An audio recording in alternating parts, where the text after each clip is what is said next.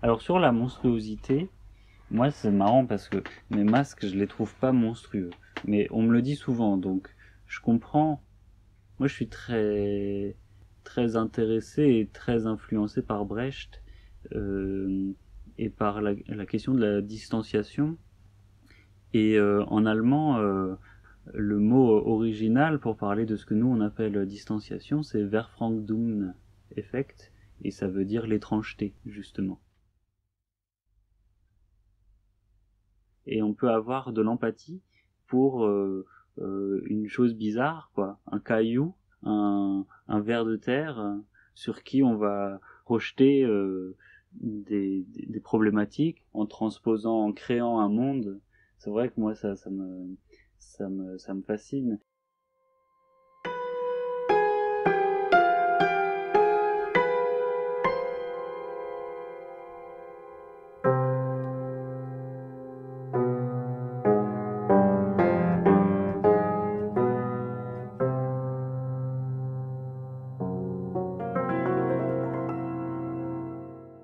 Et là, tout s'est passé très très vite. Je suis allé à la bibliothèque chercher de la documentation sur les masques. J'ai trouvé un livre sur les masques d'Europe. J'ai ouvert et au milieu, il y avait des photos de masques roumains en tissu. Et j'ai regardé, j'ai vu que c'était marqué Roumanie, j'ai vu que c'était possible de faire des masques en tissu. Et vraiment, quelques jours après, j'avais acheté mes billets d'avion pour la Roumanie.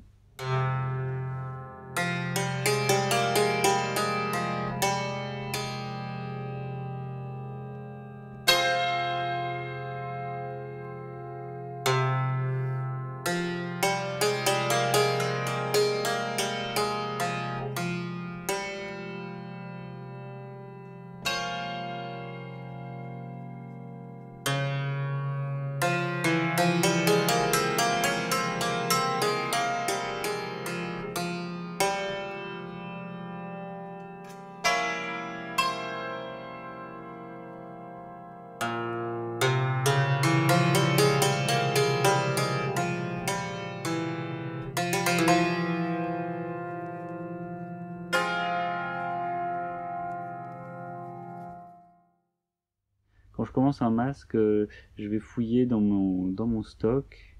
C'est souvent la couleur qui va être un point de départ.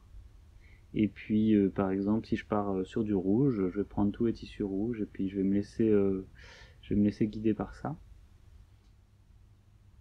Et donc, je donne une forme au tissu comme on donne une forme à de la terre quand on sculpte.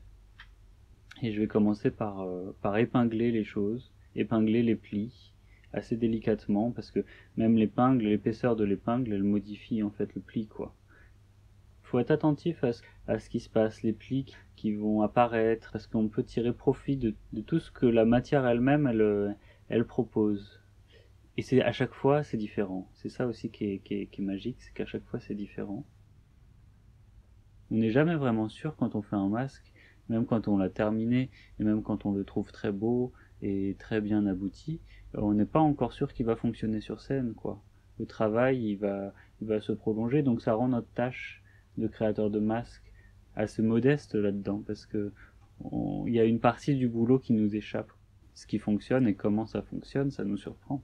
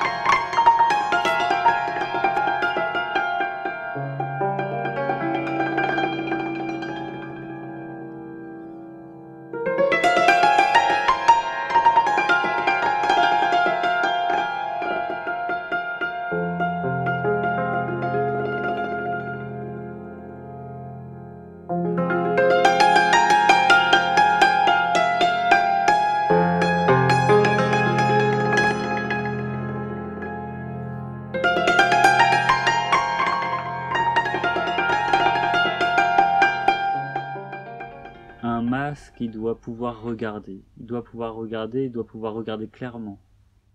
Là où je me sens créateur de masques complètement jusqu'au bout, c'est quand à la fois je dirige des comédiens sur scène, que je fabrique les masques pour eux, et que je leur fais porter, et que j'essaye de voir comment ça va jouer.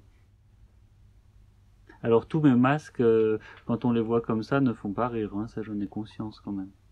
Il y en a qui sont plus tristes, qui expriment de la souffrance, de la solitude, des choses qui sont dures, hein.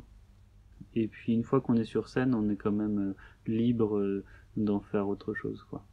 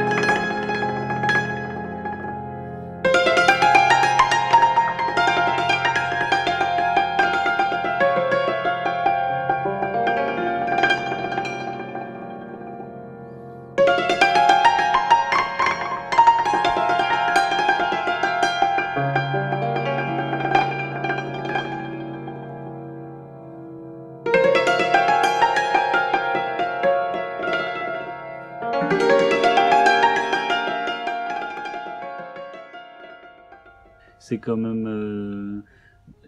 quand même super important que le théâtre soit un moment de joie, quoi, de divertissement. Ça veut pas dire réduire le théâtre à un divertissement, mais que c'est une partie qui est quand même importante, quoi, de pas trop se prendre au sérieux.